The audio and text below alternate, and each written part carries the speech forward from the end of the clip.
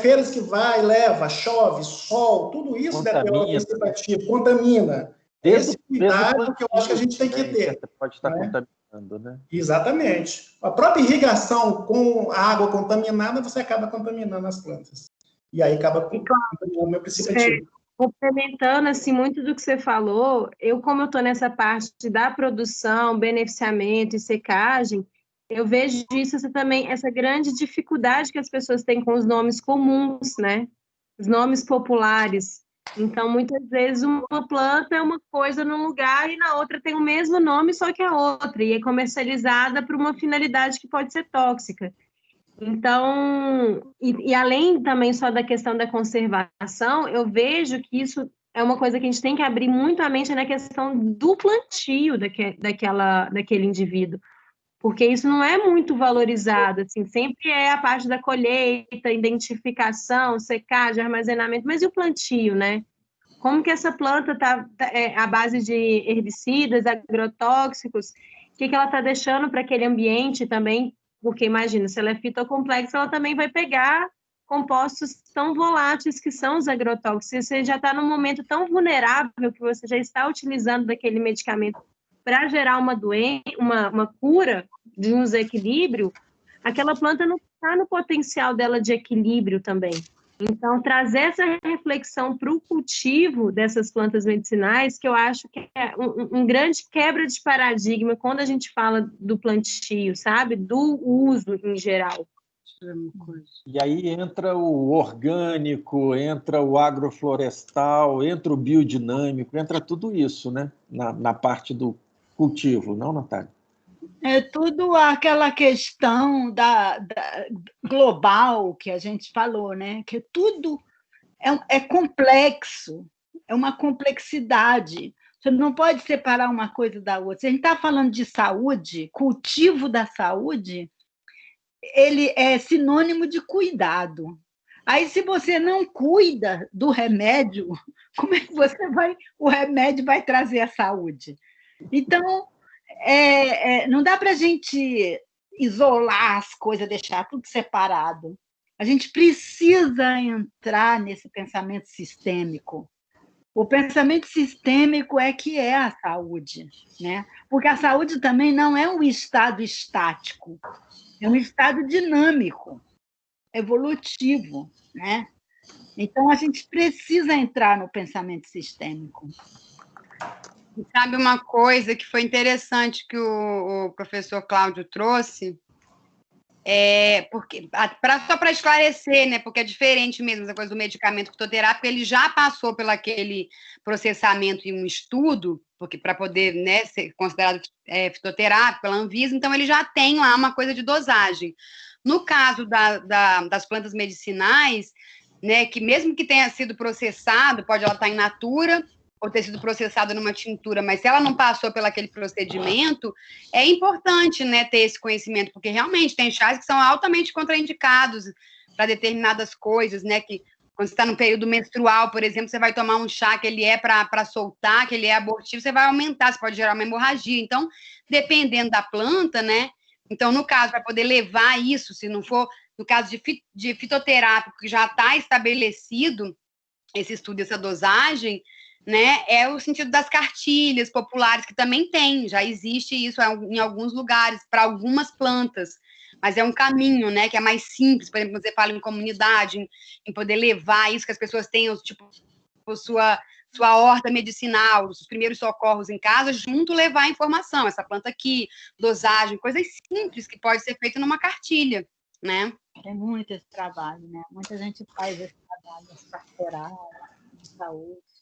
Eu queria só deixar bem claro aí para as convidadas que eu sou farmacêutico de formação, né? Mas eu não defendo a indústria farmacêutica, não. Eu concordo com tudo principalmente que a Alice falou aí com relação ao conhecimento, né? A cultura, né? Defendo a cultura, né? dos povos na questão do uso, né? Daquilo que está ao seu alcance, né? Porque hoje a gente vai se estender muito aqui. O acesso à assistência farmacêutica no nosso país é um caos, né? Ninguém tem acesso a medicamento. Então, as pessoas têm que buscar aquilo que elas podem ter, né? Uma hortazinha no seu quintal, um conselho comunitário, onde ela pode plantar e ser a comunidade fazer uso daquilo, mas dentro de uma, digamos assim, de um processo, dentro de uma estruturação mais ou menos de conhecimento. Gostei muito que a senhora falou que, com relação às plantas, a senhora passou a usar, porque alguém passou esse conhecimento para a senhora, é muito importante para evitar esse tipo de efeitos colaterais, de superdosagem, né? Como é que eu uso essa planta, né? Então, esse conhecimento, essa coisa empírica, né? Esse conhecimento que vai passando de geração em geração é importante nesse processo, né? Muito importante, é muito importante. É porque eu gosto de contar a história, mas o tempo vai passando e não dá. Pergunta. Não, mas foi interessante, foi interessante. Mas há 2 rodas atrás foi feita uma distinção entre saber popular e saber tradicional. Né? O saber tradicional tem essa ancestralidade, tem essa experimentação, né? O popular nem sempre, né? Já vai se perdendo, né? Tipo genérico. Vai genérico. Foi? Pode ser genérico, né? Que nem tem na farmácia, tem lá o original, o genérico, às vezes já... Tem modismo também, né? As plantas modistas da época, as milagrosas, né? Isso é popular, né? Não é o tradicional. Vamos para a próxima, pelo menos mais uma. Né? Vamos lá. Boa tarde. Meu nome é Nathalie. E a pergunta que eu fiz é sobre o intermédio do fitoterápico das plantas medicinais. Só que eu acho que vocês já responderam, mas mesmo assim vou falar aqui minha pergunta. A fitoterapia é uma prática viável e milenar, mas não é bem difundida pela indústria farmacêutica, já que os preceitos da indústria farmacêutica são ligados diretamente ao lucro. Logo, é notório que há uma maior dificuldade da dispersação desse conhecimento e produção acadêmica nesse meio.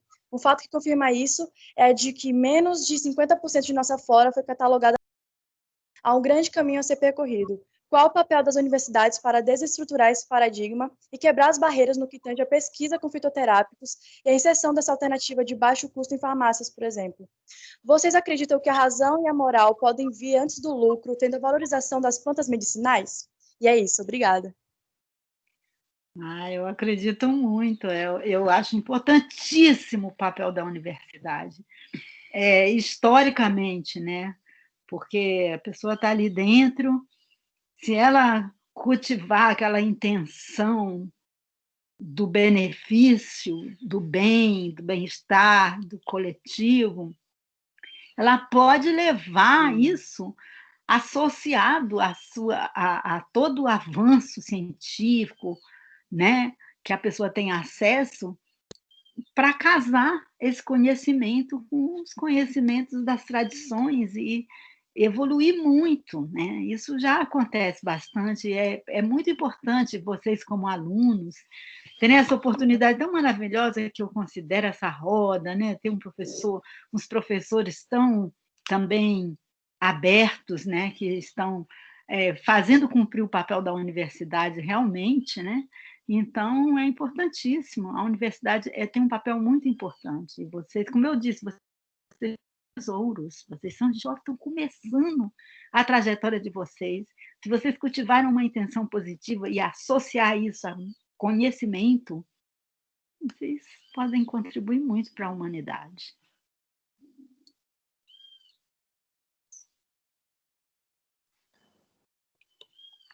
Só uma complementaçãozinha.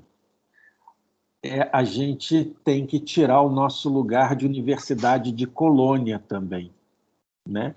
Que a gente olha muito para fora, não que a gente tenha que negar, a gente tem que se formar, tem que ir para os grandes centros, tem que fazer pós-doc no exterior, mas quais são as questões que nos movem, né? São as questões dos americanos, dos alemães, dos ingleses, ou são as questões dos brasileiros, né? A gente olha para quê? A gente pesquisa para quê? Para quem? A gente retorna para quem, né? Esse complexo de vira-lata, né? A gente podia Isso também existe dentro da universidade, né? Quem é valorizado, né? É quem está refletindo que tipo de questão.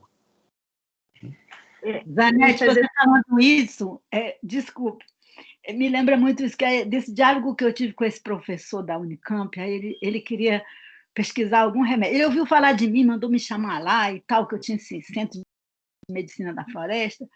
Enfim, aí eu tinha esse remédio maravilhoso, que nós construímos esse remédio com o saber de várias pessoas conhecedoras, vários pajés, juntos construímos essa receita, que era o antimalárico.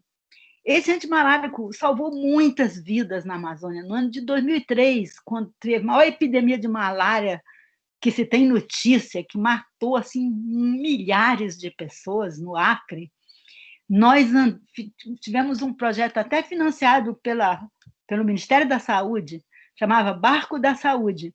A gente ia naquele barco, a gente produzia aqueles remédios e a gente ia naqueles barcos, a gente ia onde ninguém ia, naquelas comunidades remotas. Salvamos muitas vidas com esses remédios. Aí eu estava empolgado com esse remédio, falei para ele desse remédio. Ele falou, malária? Malária é doença de pobre, ele falou para mim. Você nunca vai conseguir dinheiro para pesquisar remédio para malária. Aconteceu que eu tive essa conversa com ele e tal, achei que a conversa dele não era muito boa para mim. Nesse meio tempo, eu fui embora para a floresta, desenvolvi, contraí uma doença, outra doença, uma leishmaniose gravíssima. Eu tive 3 lesões com lesão de mucosa, tudo isso. Usei um remédio da floresta e me curei. Depois eu tive que ir para o Rio de Janeiro, lá, por um problema de família. Aproveitei e fui para a Fiocruz, consegui que eles acompanhassem meu tratamento com meu remédio. Ganhei quase um diploma dentro da Fiocruz. Os caras me deram meu dossiê, assim, foi uma coisa maravilhosa.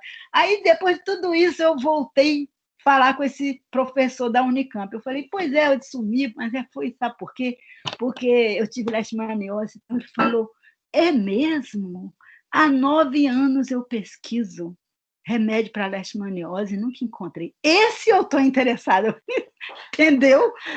Porque, mas a malária era doença de pobre, entendeu? Em nome da ciência brasileira, eu me envergonho.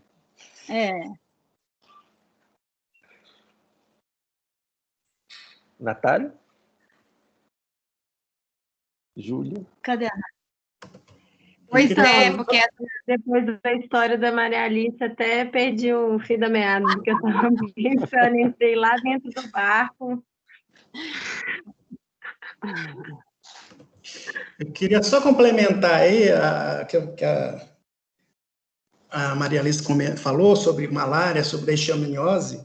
Infelizmente, retornando um pouco ao assunto da indústria farmacêutica, ela não se predispõe, ou ela não procura, não é satisfatório para ela, não é objetivo dela pesquisar medicamentos para as doenças que a gente chama de doenças negligenciáveis, né? As doenças de pobre, como a senhora comentou aí, né? Leishmaniose, malária. Se a gente pegar a indústria farmacêutica não quer trabalhar com isso.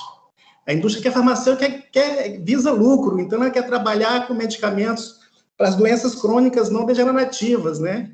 Doenças cardíacas, hipertensão, diabetes, né? Então, a gente tem que procurar nossas fontes por aqui mesmo, né? Através da nossa flora e nossa fauna. Porque não é interessante para a indústria farmacêutica trabalhar com isso, porque não tem um retorno econômico viável, né? É só nesse ponto de vista. Tanto é que hoje, ainda para leishmaniose, ainda a medicação é glucantina, está mais de 50 anos no mercado. Não existe outra, né? É só para colocar isso para os alunos. E lembrar que essa indústria farmacêutica é uma indústria globalizada, né? Sim. Quer dizer, os produtos dela é como se fosse a Honda ou a Apple, né? É produto para lançar no planeta todo, né? Então, elas não têm essa prerrogativa local, né? Elas são investidoras globais. Essa escala não interessa para elas. Né? Porque são doenças de países tropicais, né? E esse cara tem dinheiro, né? Africano. Exatamente, africanos, brasileiros. Asiático, né? Dependendo da região. Uhum. Ok? Vamos. Ainda dá para mais uma? Podemos? Então vamos para mais uma?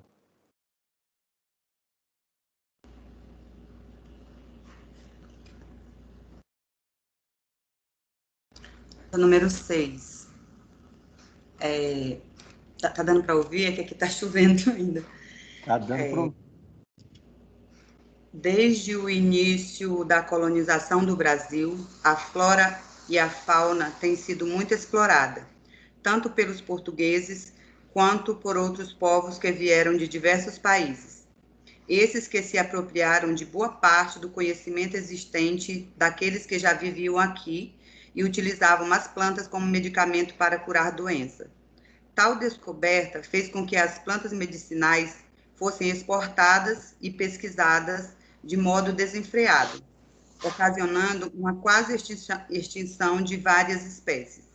Algumas dessas plantas foram inclusive patenteadas por outros países, como a andiroba e a erva de São João. A pergunta é: como tem sido tratado atualmente no Brasil tal questão de exportar e patentear as plantas medicinais brasileiras?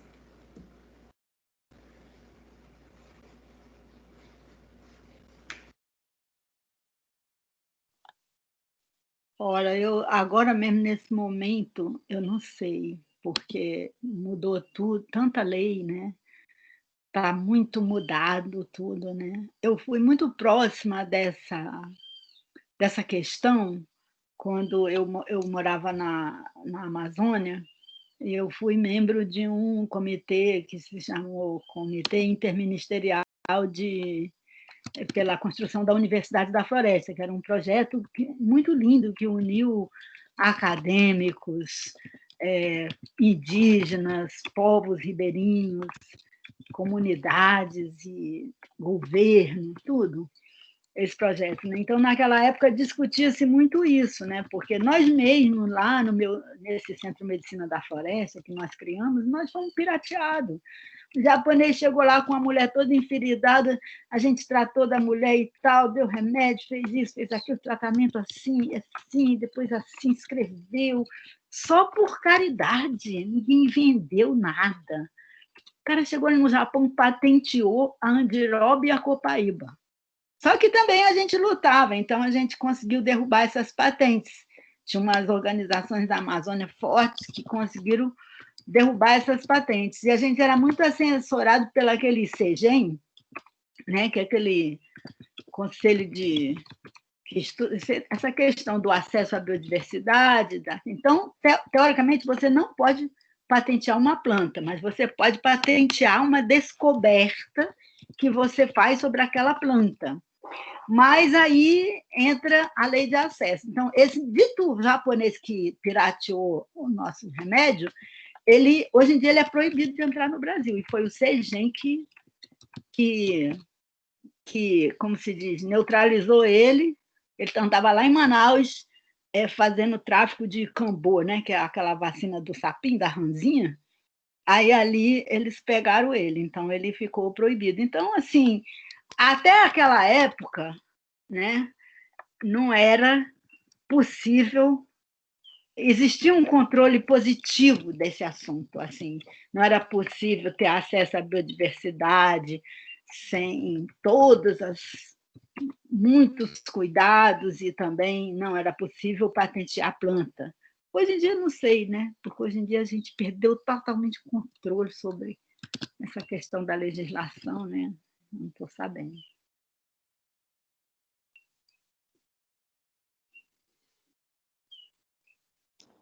Mas é muito importante a gente preservar o nosso conhecimento, não soltar ele assim para qualquer lado, não, porque tem muito olho em cima. Eu estou com uma dúvida de encaminhamento. Já são 15:06. Eu acho que eu abusei do meu espaço de professor. Ficaram 2 perguntas sem serem respondidas. Será que a gente pode fazer a leitura das duas e concluir com uma roda para não... Pode ser? Pode. Ser? Você tá aí na função, né, Natália? Até porque algumas, né, eu vi isso, algumas a gente já tinha falado um tanto aí quando foi de fato ler. Então, lê e faz um apanhado, né? Porque que nem eu comentei logo no começo da minha fala, assim, que talvez a gente não tenha a resposta exatamente para aquela pergunta, mas pode trabalhar em cima do tema. Porque essa pergunta específica, como está isso a nível do Brasil agora, é uma pergunta que acho que nenhuma de nós três aqui tem a resposta, né? Mas tem experiências, tem uma visão sobre isso, e a importância também que a gente incentiva, né, aos universitários, enfim, a esse espaço aí para até melhorar isso, né? Porque realmente essa pergunta específica é muito polêmica e precisa de muito trabalho, né? Vigilância em cima disso, né? É a biopirataria. É legal ler as outras duas e aí a gente vê o que pode apanhar, passa aí uns 10 minutinhos, faz um apanhado. Beleza, então. Vamos então para a leitura das 7 e da 8, gente? Janete, eu acho que a 8ª é do aluno Tobias, aquele indígena, ele está tendo dificuldade, ele entrou em contato comigo. Ah, tá. Está chovendo muito lá e eu acho que ele não está no momento aqui não com a gente. A Luizete, que acabou de fazer essa pergunta, também indígena, né? Está vendo lá também. Mas a gente lê a 8 para ele. Sim, se você quiser eu leio, eu posso ler. Então deixa, faz primeiro a 7, depois você lê a 8, por favor, Cláudio. Tudo bem. Boa tarde, conseguem me ver, me ouvir? Sim. Beleza, vou fazer a pergunta 7. Eu sou a Marina. A medicina tradicional chinesa é valorizada até hoje no país, e esses saberes são muito respeitados. À vista disso, houve um estudo feito por Fabíola Medeiros Alves, técnica em saúde pública da Fundação Oswaldo Cruz, para a implementação do uso de plantas medicinais e fitoterápicos brasileiros nas práticas tradicionais chinesas, utilizando a filosofia chinesa, a teoria Yin Yang, em que sempre há um equilíbrio dinâmico e variável. Como essa interação com outras culturas ajuda a valorizar as plantas medicinais e as práticas tradicionais brasileiras no Brasil? Obrigada.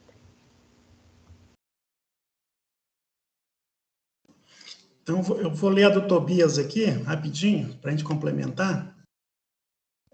As plantas medicinais vêm sendo usadas há muito tempo pelos nossos antepassados e são conhecidas por terem um papel importante na cura e tratamento de algumas doenças.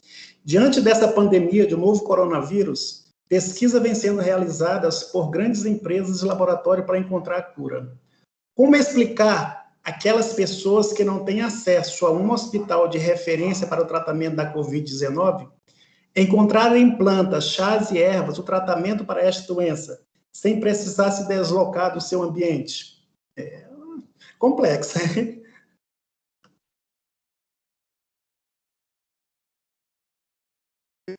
Muito boas, né, as questões. Fala aí.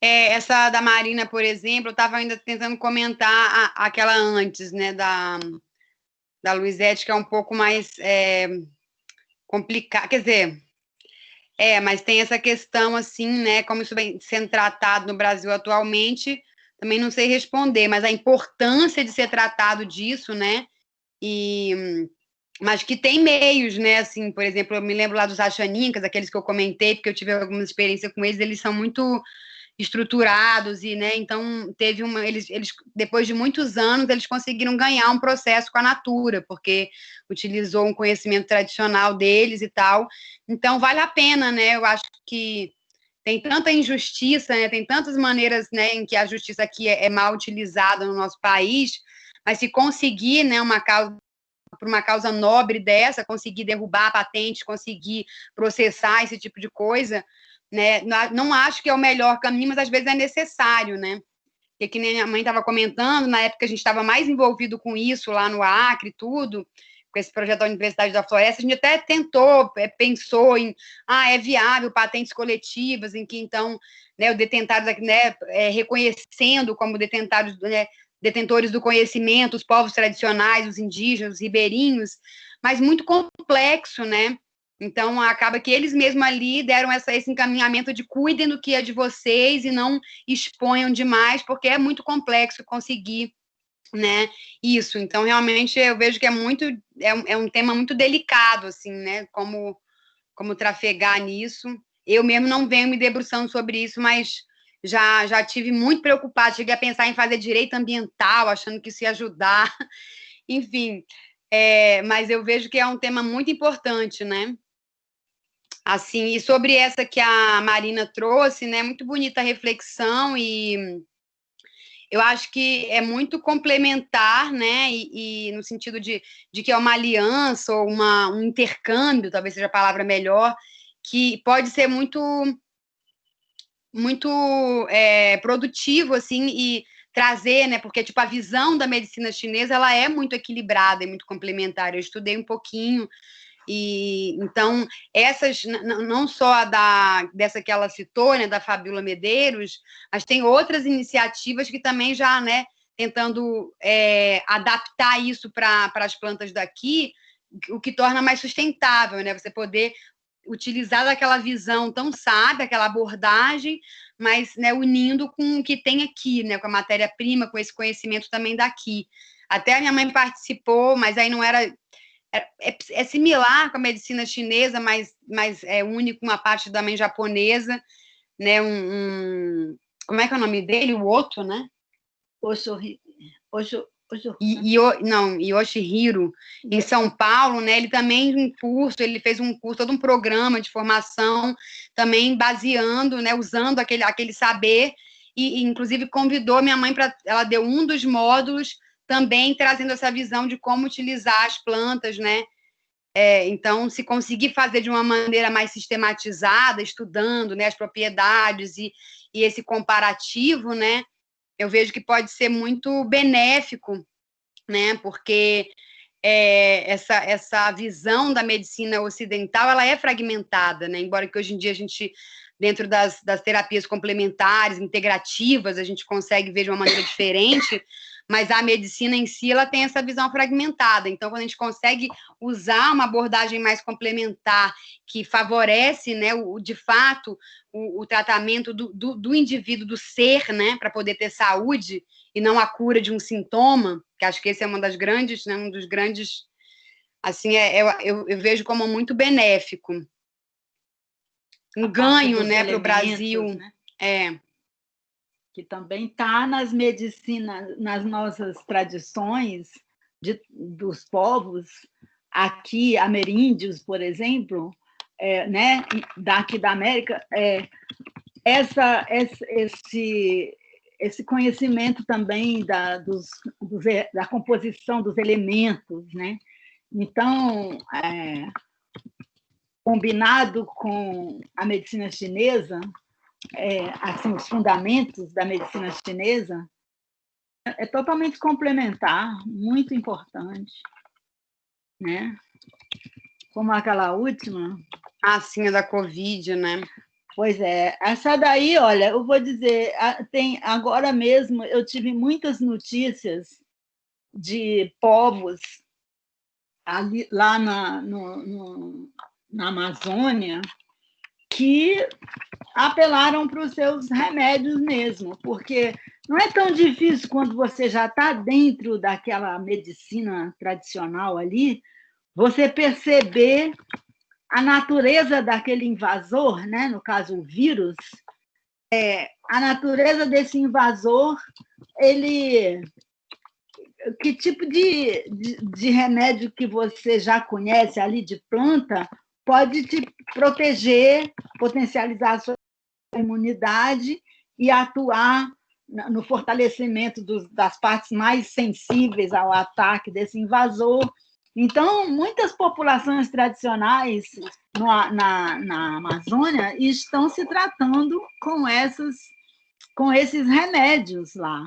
É muito legal isso. Teve uma tribo ali no estado do Amazonas mesmo, que eles ficaram ali passando muita necessidade, pedindo socorro para o governo, e não chegava nada lá. Não chegava teste, não chegava remédio, não chegava coisa nenhuma, aqueles respirador, nada. Então, morreram muitas pessoas. Até que o pajé, ele se levantou e disse, chega, nós não vamos mais apelar para isso, vamos apelar para a nossa medicina. Parou de morrer, não morreu mais nenhum depois que ele fez essa declaração. Então, isso é uma coisa maravilhosa, né? Existe a possibilidade, né? Tem várias plantas.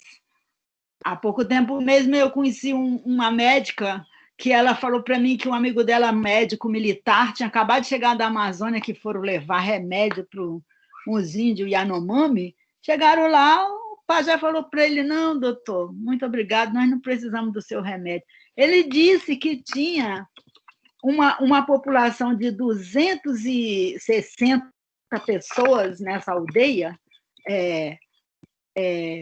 210 tiveram Covid, ou já tinham tido, ou ainda estavam com Covid. Não, velhinhos, naquelas condições, não faleceu nenhum, tomando os remédios deles. Então, assim, tem, né? Tem que procurar.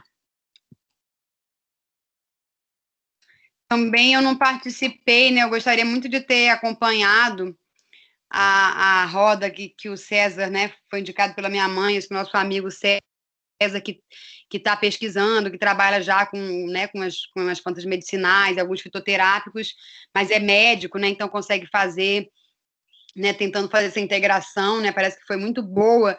Ele mesmo, lá no Jordão, ele está tendo essa experiência, né, até porque ele está exatamente nesse momento atual, com a pandemia, e conseguiu também ajudar bastante, né, sistematizando várias plantas, não pôde colocar, né, porque acaba atraindo uma atenção e uma responsabilidade de dizer que aquilo cura Covid, mas dizer que pode apoiar no tratamento várias plantas de fortalecimento da imunidade, e fez um catálogozinho direitinho, né, e circulou isso, né.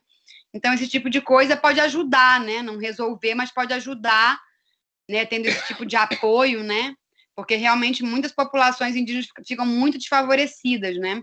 Não faleceu nenhum lá. Eles estão conseguindo, né, assim, conduzir de uma maneira boa, né, dentro das possibilidades, né? Cadê a Natália? Está dando de mamar para o Yuri. Eu estou aqui com o Yuri, tá um pouco difícil fazer tudo, mas eu sinto assim que, igual a Ju falou, né, dessas cartilhas relacionadas com bioma, eu também recebi várias cartilhas do Pantanal, do Cerrado, de plantas que auxiliam, né, nesse... A gente nem tem como eu falar, porque o Yuri chama a atenção de tudo. É até difícil prestar atenção, né, filha? Mas é isso, estou aqui também aprendendo, queria agradecer, na verdade, só agradecer muito por poder estar aqui. E, nossa, eu sou uma eterna aluna, estar nesse ambiente da universidade, é um ambiente que, de fato, me nutre, assim, e agradecer. E também falar para vocês, né, que estão nesse processo de formação, que seja um processo de deformação dos conceitos, argumentem, pesquise, sabe? Nunca aceitem as informações como paradoxos que têm que ser reproduzidos. E é isso, gente. Muito obrigada. Queria agradecer. Foi ótimo. E é isso. Natália, obrigado, querida. É muito bom ver as mães com as suas respectivas crias em etapas diferentes. Essas mulheres fantásticas, todas os três vocês, né? Que coisa boa poder contar com vocês. Eu imagino que a Natália já fez a despedida dela dentro do possível, né, Natália? E agora eu passo, então, para uma falazinha de despedida. Júlia, Maria Alice.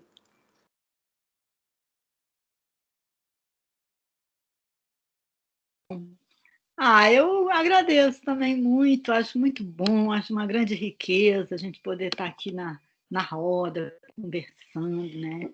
Trazendo esses assuntos todos que são as questões que nos desafiam mesmo. Nós somos desafiados em todo minuto da nossa vida a vencer esses limites, essas amarras, esses bloqueios, né? E a dar vazão à nossa saúde interior para que ela possa se expressar. Então, sempre que eu puder, Janete, pode contar comigo aqui na rodinha. É um prazer estar com você e a sua turma, todos os seus colegas e seus alunos. Muito bom. Pois é uma grata satisfação também participar, né? Como a Natália falou, é um aprendizado.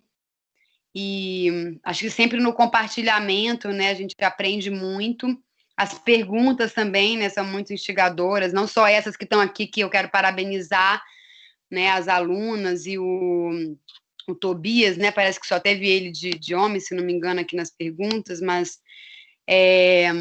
parabenizar e, de certa maneira, devolver para vocês, né, porque também não somos especialistas, mas somos, né, servidoras e batalhadoras dessa causa, me vejo assim como elas duas também, né? Então, mas de mim posso dizer com certeza. E não estou nesse âmbito, né? Até fiquei um pouco na academia, mas não sou tanto desse âmbito acadêmico. Mas essa importância de ter essas pesquisas, de buscar dentro da atualidade, ver o que está acontecendo e trazer para o debate, né? Ver como que a gente consegue. Isso foi uma coisa que me motivou na época que eu saí da floresta para vir para Brasília para tentar a faculdade, uma coisa que me motivou, porque eu não queria sair da floresta, assim, eu ficava achando que ali tanta sabedoria, tanto conhecimento, o que eu ia fazer nesses quadrados, eu tinha um pouco essa visão, mas algo em mim impulsava de querer dialogar, né? Sem desmerecer, mas querer dialogar, então foi um pouco essa ideia do diálogo entre os diferentes saberes, os diferentes conhecimentos, né? Porque a sabedoria ela é mais inata, né? Mas de como que a gente trabalha isso em termos de conhecimento, então, e vi que é bem desafiador mesmo, já sabia, você acaba entrando ali e tal, fica um pouco engasgado, né? Mas eu continuo e incentivo muito, então devolvo as perguntas, que vocês também saem nesses temas, acho que é super legal trazer para a gente, né? De repente, uma roda que a gente possa ter meio que uma resposta, tipo, avançar também no tema, acho super interessante, né, nos temas, enfim. E agradecer muito, professor Zanetti, é sempre legal a forma como ele abre, como ele costura, né, toda essa... vai tecendo, foi muito legal ter também o professor Cláudio, falou um pouquinho, mas super legal agora. E uma pena que a gente não está, assim, vendo todo mundo, assim, mas foi bem legal participar. E incentivo muito mesmo esse estudo, né, o estudo na prática, e também vocês que se interessam mesmo pela saúde, praticar isso. Acho que essa prática, essa busca pessoal, né, ela é muito importante para fundamentar qualquer pesquisa, qualquer, né, empreendimento que você vai ser, né, um apoiador, você ter uma experiência mesmo, né, vai se tratar com a coisa natural, vai, né, buscar se equilibrar em termos de ter uma saúde, né, assim, em vários planos. Acho que isso favorece a visão e dá, assim, subsídio mesmo para poder dialogar. Júlia, Maria Alice, Natália, que coisa boa, eu só tenho que agradecer, vocês estão sempre apoiando, vocês serão sempre convidadas, né? E são as vicissitudes de cada semestre, na época do convite, o que pode, o que não pode, é que define quem vem, né? Mas a cadeira cativa é de vocês, né? Esse espaço, essa roda é de vocês, a gente só faz promovê-la, né, semestralmente, né? Vocês são donas desse pedaço, vocês são... Tem a cadeira, sócio remido desse pedaço da disciplina, né? E vocês estão sempre, vocês estão no meu coração, para começar. Eu acho 3 mulheres lindas, maravilhosas, que eu aprendo até. Isso é uma coisa... Vocês são importantes, né, na medida de não só de tudo aquilo que vocês tocam nas outras pessoas, têm para dizer e tudo mais, mas para a minha experiência pessoal de abertura, né? A Júlia falou, a gente não é especialista. Eu fico pensando, se tirasse planta da vida de vocês, né? Olha como é que a vida de vocês está costurada em planta, assim. Vocês são totalmente especialistas, mais especialistas que vocês. Não tem como, né? A diferença é, talvez, se vocês não sejam pesquisadoras acadêmicas dentro do protocolo duro da universidade, nesse particular pode ser que não, mas isso não as torna nem 1 milímetro menos credenciada, nem 1 milímetro menos importante na fala, né? E o propósito dessa disciplina é fazer a extensão inversa, né? É trazer o conhecimento da sociedade para dentro da universidade, até para que os alunos aprendam que o conhecimento se constrói no diálogo e não na bancada só. A bancada pode ser uma etapa, mas é no interior da cultura que o conhecimento ganha sentido, né? Então, para a gente, conhecimento que não tenha vínculo cultural, que não estabeleça essas pontes, que não transite, que não seja capaz de se reconciliar com a cultura, que não seja capaz de estar a serviço da sociedade, e a sociedade toda, e não dos negócios privados de alguns grupos empresariais. Esse conhecimento, ele para mim é um conhecimento, se ele não for capaz disso tudo, aí sim, para mim ele é um conhecimento menor, em que pese ele venha até receber prêmio Nobel. Mas aquele prêmio Nobel que desenvolveu inteligência artificial para operador da Bolsa de Valor, esse prêmio Nobel tem muito menos importância para mim do que a fala de vocês, falando de planta e saúde, e a experiência de vocês e a forma com que vocês vivem essas plantas. Tá? Eu quero agradecer demais, né? Semestre que vem eu convido de novo. E, Júlia, se você quiser participar da roda, ou Maria Alice, da roda de conhecimentos de práticas tradicionais, aí vocês falam para mim onde dá a pista de onde vocês acham que vocês querem, ou mais de um lugar também. Não tem problema. Né? Faz uma perguntinha, conta uma história. É muito bom, não é? Eu gosto, eu aprendo muito, né? Agora, se a gente tivesse tempo, seria muito interessante se tivesse oportunidade de um retrabalho, né? Se os alunos pudessem vir. Mas as perguntas deles, do jeito, do tamanho que vieram nessa roda, já tinha ali um monte de pista do que eles estavam querendo falar, né? Em que universo eles estavam, né? Um nível muito bom, um nível excelente as perguntas. Eu tenho ficado muito feliz com a participação dos alunos.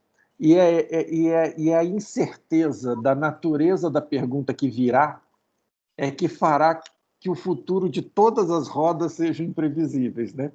E a riqueza de temas sempre é nova, né? Por mais que uma história pode se repetir, mas a roda toda não repete de jeito nenhum. Gente, muito obrigado. A Natália, não sei se ela vai abrir o vídeo de novo, né? Não sei se ela está escutando, mas eu quero agradecer de coração, né? Então, eu tomo a liberdade, viu, de subir esse vídeo para o YouTube.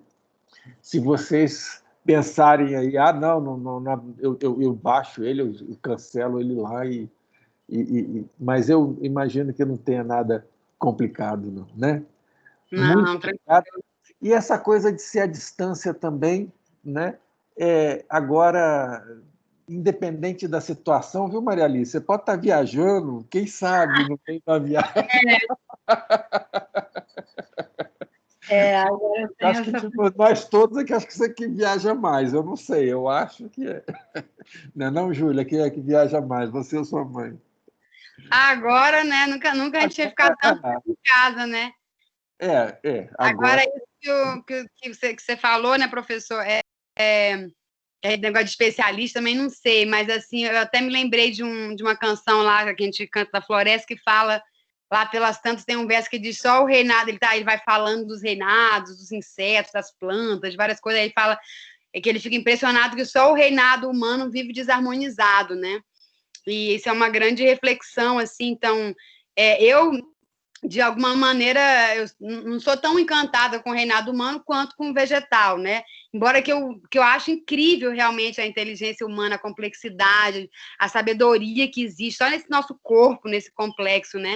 Agora, a forma como a gente pratica a humanidade parece que ainda está muito aquém da humanidade, né? E aí isso acaba que às vezes eu me fico mais familiarizada com o reino vegetal nesse espelhamento, né? De aprender essa harmonia. Acho que isso é uma mensagem interessante para finalizar, que é um dos princípios que a gente trabalha nos florais da Amazônia, é aprender, né, já que mesmo que o reino vegetal ele é menos evoluído, né, do que nós enquanto humanos nessa né, nessa coisa da consciência individual, do processo evolutivo. No entanto, eles mantêm, né, a sua sabedoria inata, aquela harmonia, eles não têm o livre-arbítrio, né? Então, eles servem como um espelho dessa harmonia, para que a gente relembre, para que a gente consiga, né, se reconectar com essa sabedoria inata e ser o potencial que cada um de nós é, né? Porque a inteligência, né, que está disponível para nós enquanto humanos é também imensa, né? Então, a gente vê nesse reino vegetal esse espelhamento para o fortalecimento da saúde. Então, esse é um princípio chave e lindo, né, desse trabalho. Júlia, como é que a sua fala me motivou aqui a fazer o seguinte comentário? A mobilidade animal cria uma possibilidade de dissociação, digamos assim, né? Eu fico pensando, aí você me corrige, né? Uma planta, ou ela se reconcilia com o seu entorno, ou ela está ferrada. Uhum. Ela não tem como mudar de casa, né? Ela tem como exigência estar reconciliada, né? Essa resiliência, né? E estabelecer as trocas e se estabelecer no seu ambiente, né? Eu fico imaginando, o animal ainda tem para onde correr e o ser humano vai mais longe ainda. Então, quer dizer, isso cria uma falsa sensação que a gente tem para onde correr. Exatamente. Se tudo der errado, que a gente pode viver não reconciliado. Essa que é a arapuca que a inteligência humana reservou para a gente, né? Exato. Quer dizer, foge do contexto, mas os problemas vão ser os mesmos, né? Então, se a gente não se encontrar, se a gente não olhar para dentro, independente de onde estiver... Para isso que a gente está querendo chamar atenção, essa necessidade da gente se reconciliar e se tornar sustentável, talvez o vegetal seja o exemplo último, né, no sentido o mais seminal, o mais primitivo, né, o mais assim não recortável, né, mais total, né? Isso. Porque ou ele é assim ou ele não é. Ele não tem a chance de fingir que é outra coisa, né? A gente finge, né? Que não é desse planeta, que pode morar em Marte, que uma hora a gente entra todo mundo numa nave e fala tchau, lixeira, não é isso? Não deu conta nem de conseguir uma agricultura sustentável na Terra, fica gastando dinheiro para fazer agricultura espacial, né? Tipo, uma viagem sem tamanho. Não, é uma loucura total, né? Quer dizer, eu vou ficar brigando contra o que eu sou eternamente. A promessa é que eu vou viver brigando, né? É impressionante isso. Vou brigar com um outro planeta, vou detonar com ele, lá vai. Oi, Maria Alice. Então é Seria isso. legal, né? Um beijo para vocês, muito obrigado. Tudo de bom. Um abração em todos os alunos, professor Cláudio, na Nath, muito grata. Tchau. Vai fechar aquele telefoninho ali, ó. Então, tchau, tchau.